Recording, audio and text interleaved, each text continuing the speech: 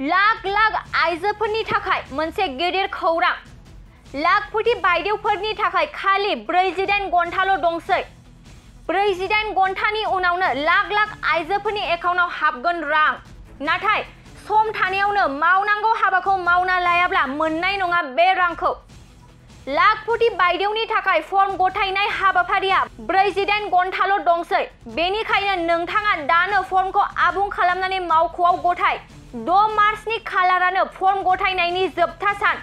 नोंथाङा गोसोआव ला 5 आरो 6 मार्चनि खालारावनो बे हाबाफारिखौ मावफुंनो थाखाय आरो 6 मार्चआनो जोबथा सान जागोन। नोंथाङा लाखपति बायदेवनि फर्मखौ बबेहाय गथायगोन? नोंथाङा फर्मखौ मण्डलनि मावख'आव, गाव हेफाजाब गामियारि मावख'आव आरो खोन्दो जौगाखां मावख'गिरिनि मावख'आव गथायनो हागोन। बेजों लोगोसे अमृत बिफांनि जिउटेग फट' होनांगौ। नोंथाङा अ आरो लाथिख'नि गेजेरनि फारागथिखौ बुजिनांगोन। फर्म होखांनायनि उनाव लोगो लोगो नोंथांनि एकाउन्टाव 10,000 रां जमा जागोन। बेवहाय रावबो दालाल गैया। राङा थोंजोङै नोंथांनि एकाउन्टावनो हाबगोन। जायफोरा 10,000 रांजों फालांगि खालामगोन बिसोरनो आरोबाव 25,000 रां होनाय जाबावगोन। गोनांथि जायोब्ला लाखपति बायदेवनो 10,000 आरो 20,000 रांखौ आसामनि गिबि मन्थ्रिया होगोन होननानैबो बुंदों।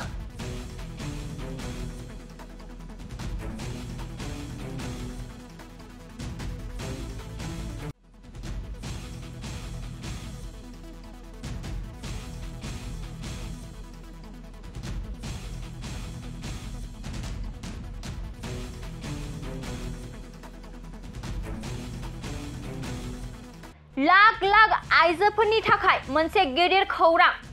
लाखपति बायदेवफोरनि थाखाय खालि 48 घन्टाल' दंसै। 48 घन्टानि उनावनो लाख लाख आइजोफोरनि एकाउन्टाव हाबगोन रां। नाथाय सम थानायावनो मावनांगौ हाबाखौ मावना लायाब्ला मोननाय नङा बे रांखौ। लाखपति बायदेवनि थाखाय फर्म गथायनाय हाबाफारिया 48 घन्टाल' दंसै। बेनिखायनो नोंथाङा दानो फर्मखौ आबुं खालामनानै मावख'आव गथाय। 6 मार्चनि खालारानो फर्म गथायनायनि जोबथा सान। नोंथाङा गोसोआव ला 5 आरो 6 मार्चनि खालारावनो बे हाबाफारिखौ मावफुंनो थाखाय आरो 6 मार्चआनो जोबथा सान जागोन। नोंथाङा लाखपति बायदेवनि फर्मखौ बबेहाय गथायगोन? नोंथाङा फर्मखौ मण्डलनि मावख'आव, गाव हेफाजाब गामियारि मावख'आव आरो खोन्दो जौगाखां मावख'गिरिनि मावख'आव गथायनो हागोन।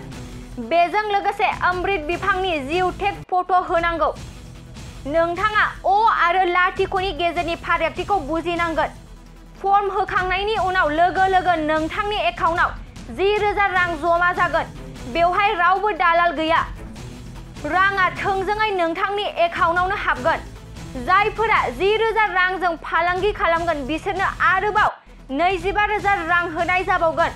गोनांथि जायोब्ला लाखपति बायदेवनो 10,000 आरो 20,000 रांखौ आसामनि गिबि मन्थ्रिया होगोन होननानैबो बुंदों।